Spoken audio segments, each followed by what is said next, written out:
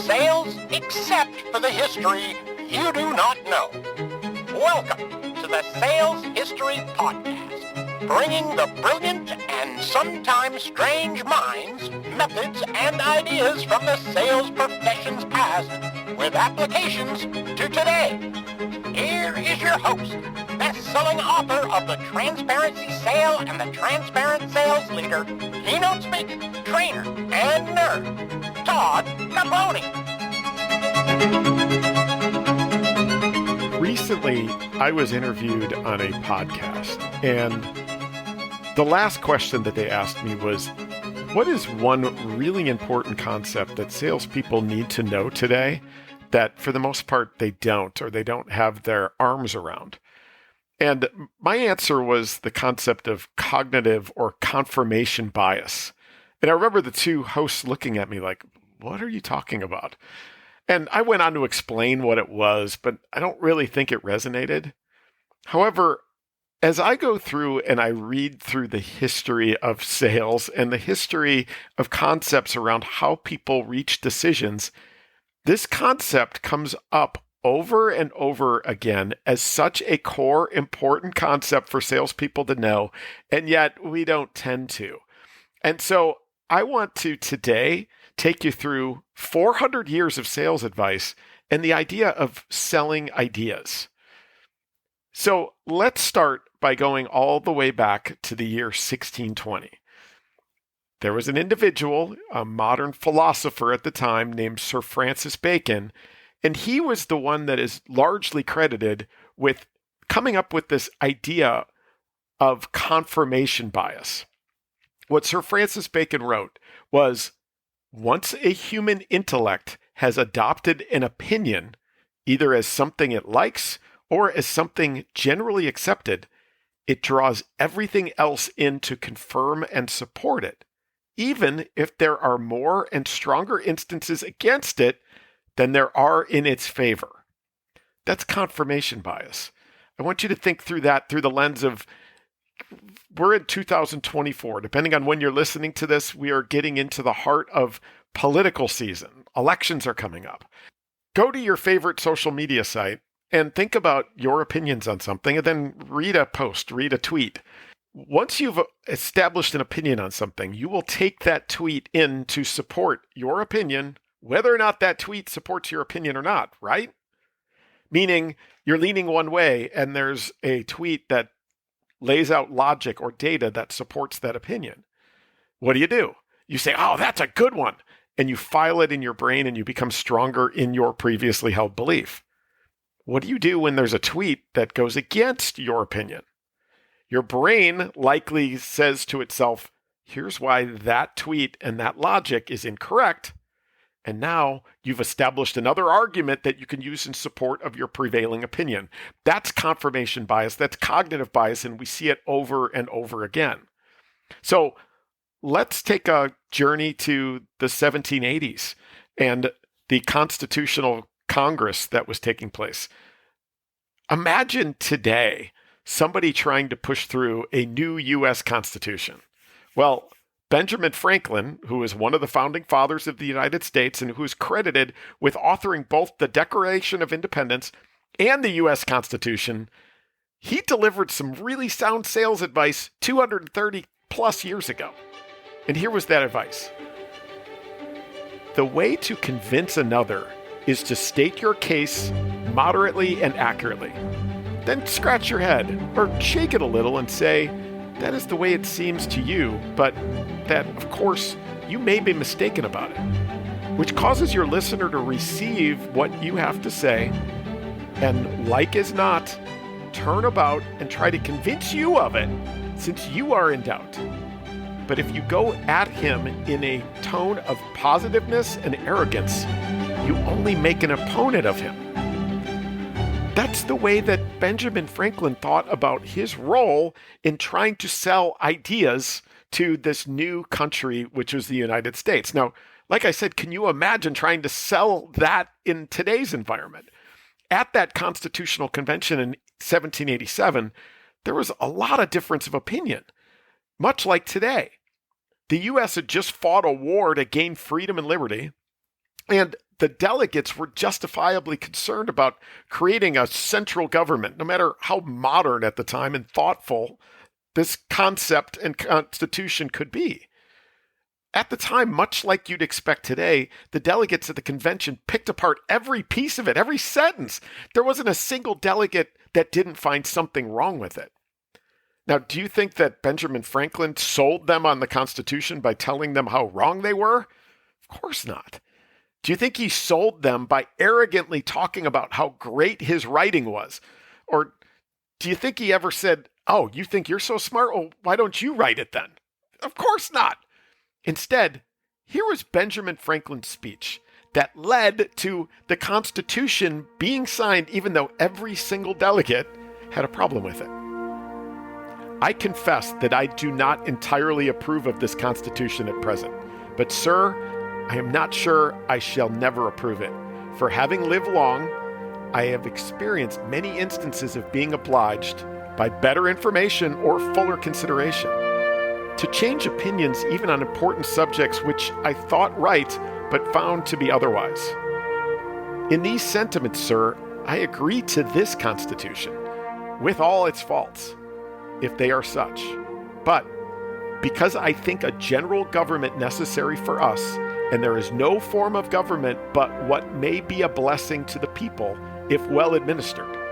On the whole, sir, I cannot help expressing a wish that every member of this convention who may still have objections to it would with me on this occasion doubt a little of his own infallibility, and to make manifest our unanimity, put his name on this instrument.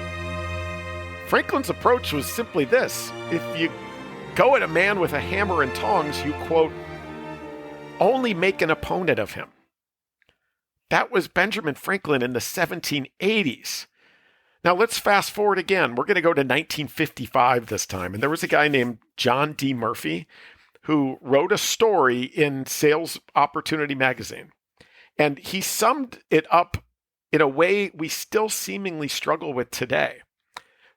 Murphy pointed to the idea that if we approach a sales engagement from the lens of salesperson versus prospect, and have set a goal of beating the customer down with all your superior argument, you really have no one to blame but yourself when the customer plays the role you have assigned to them, which is to oppose you. Murphy went on to say, quote, when someone tries to force an idea down our throat, we automatically react by going on the defensive. We literally close our minds to the idea which comes to us as an enemy. We open our minds to ideas that are presented in a harmless manner.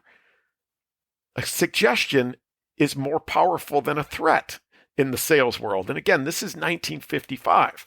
He went on to say, an innocent-looking idea dangled in front of a prospect is more powerful than attempting to force your ideas down their throat. Benjamin Franklin, he got what he wanted, and it wasn't because he was passive. In the 1950s, there was also an individual named Dr. Pierce P. Brooks. The guy owned everything. He was the head of a number of insurance companies, a number of real estate companies. He was a director of a large bank and engaged in piles of other companies. However, just 9 years before that, at the age of 45, he was unemployed. Within those 9 years, he was worth millions, and at the time, millions, when in today's terms, would be astronomical. He needed to be an incredible salesperson to pull that off, and here was his philosophy. So again, to quote Dr. Pierce P. Brooks in the 1950s, he said, successful salesmanship boils down to a matter of the salesman being able to sell his ideas to a prospect and get them accepted as the prospect's own ideas. In nearly every instance, he will find himself facing a prospect who does not believe as he does. If he did, he would already purchase the article or service, and there would be no jobs for salesmen. The first natural response of any prospect is a no response. The salesman should be thankful for this no. Otherwise, there would be no need for salesmanship and no need for salesmen. No salesman in his right mind would think of physically twisting the prospect's arm until he agreed to say yes. Yet, while few salesmen would attempt to do this physically, they do attempt to force the customer to say yes by mentally twisting his arm. The salesman's job is to make the prospect want to. You can't make the prospect want to by opposing him, by proving to him how wrong he is, by arguing him down with superior logic. That's the 1950s. And here we are today, and we still attempt to beat down our customers with logic. But as even Sir Francis Bacon in the 1600s said, logic is polarizing. When you go into a consensus sale like we're doing today, and let's say you've got 10 people in the audience, 5 of them are leaning towards you when they walk in, and 5 are leaning against. And you show, say, your NASCAR slide, which is your logo slide. What do you think happens? That's logical.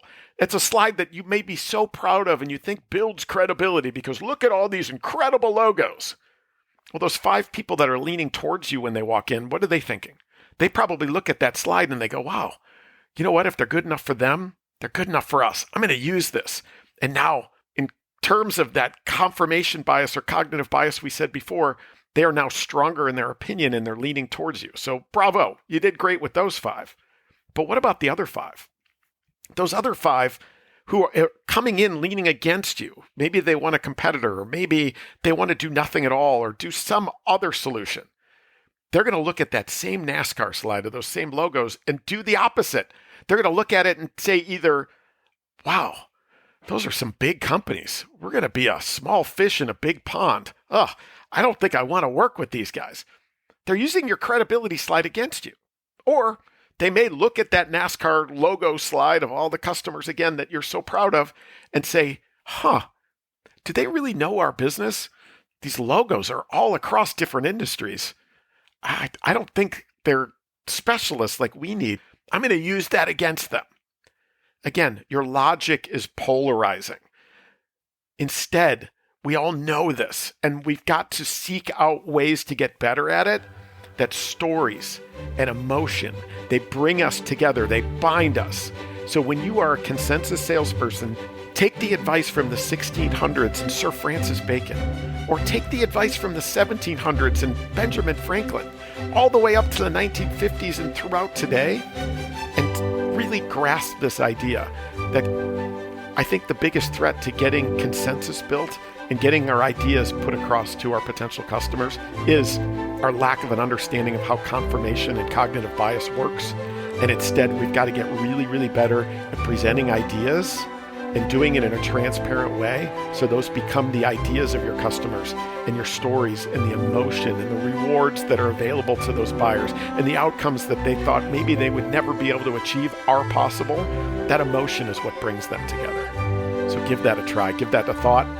I can help, of course. I'm biased, but I do teach something called the presentation choreography that actually teaches you how to reorder your formal messaging so that it not only tells a great story, but it leads to your solution instead of leading with it. It makes the customer the hero, not you.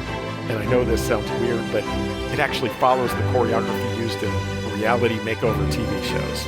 So your Queer Eyes, your Biggest Losers, your Restaurant Impossibles, your Extreme Makeovers, your Bar Rescues, they all follow a choreography that not only tells a great story, but it compels the audience to action.